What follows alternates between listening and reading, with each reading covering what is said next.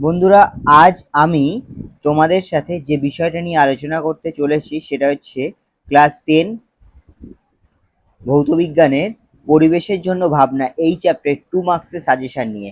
দেখো, এই চ্যাপ্টার থেকে তোমাদের 2 মার্কসের একটাই কোশ্চেন আসবে। তো এই একটা কোশ্চেনকে, একটা 2 মার্কসের কোশ্চেনকে কমন পেতে গেলে কেমনভাবে পড়তে হবে এবং কোন কোন কোশ্চেনগুলো ইম্পর্টেন্ট, আজকে আমি তোমাদের সঙ্গে সেই ইম্পর্টেন্ট কোশ্চেনগুলোকে তুলে ধরবো।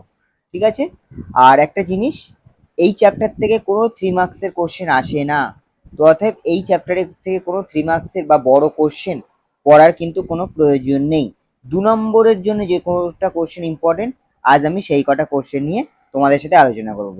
তো চলো শুরু করা যাক পরিবেশের জন্য ভাবনার 2 মার্কসের সাজেশন। তো ফার্স্ট কোশ্চেন হচ্ছে, বায়ুমণ্ডলে ওজোন স্তরের গুরুত্ব কি?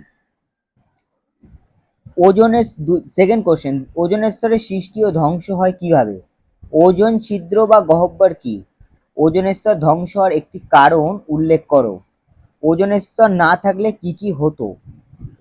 গ্রিনহাউস গ্যাস কাদের বলে? উদাহরণ দাও। বিশ্ব উষ্ণায়ন কি? O2 ও N2 গ্যাস গ্রিনহাউস গ্যাস নয় কেন? বিশ্ব উষ্ণায়নের ক্ষতিকর প্রভাবগুলি আলোচনা করো। বিশ্ব উষ্ণায়ন কমানোর উপায়গুলি আলোচনা করো। জ্বালানি ও জীবাশ্ম জ্বালানি বলতে কি বোঝো? জ্বালানির তাপন মূল্য কি? আচ্ছা, আরেকটা জিনিস বলি, এই যে কোশ্চেনগুলো দিচ্ছি, এই কোশ্চেনগুলো তোমরা 2 মার্কসের যতটুকুখানি লেখা উচিত ততটুকুখানি লিখবে, তার থেকে বেশি লেখার কোনো প্রয়োজন নেই। আচ্ছা, পরের কোশ্চেন, বায়োমাস শক্তি বলতে কি বোঝো? বায়োগ্যাসের দুটি ব্যবহার লেখো। ভূতাপ শক্তি কাকে বলে? বায়োফুয়েল বলতে কি বোঝো?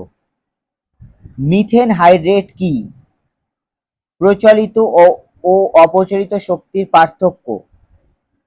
মিথেন হাইড্রেট হলো ভবিষ্যতের অন্যতম বিকল্প একটি শক্তি, এটাকে নিয়ে ব্যাখ্যা করো।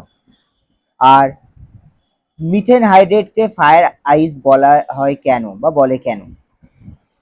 এই যে 20খানা কোশ্চেন আজকে আমি তোমাদের সামনে দেখালাম, এই 20খানা কোশ্চেন যদি তোমরা ঠিকঠাক করতে পারো তো তোমাদের আর কোনো রকম কিছু সমস্যা হবে না।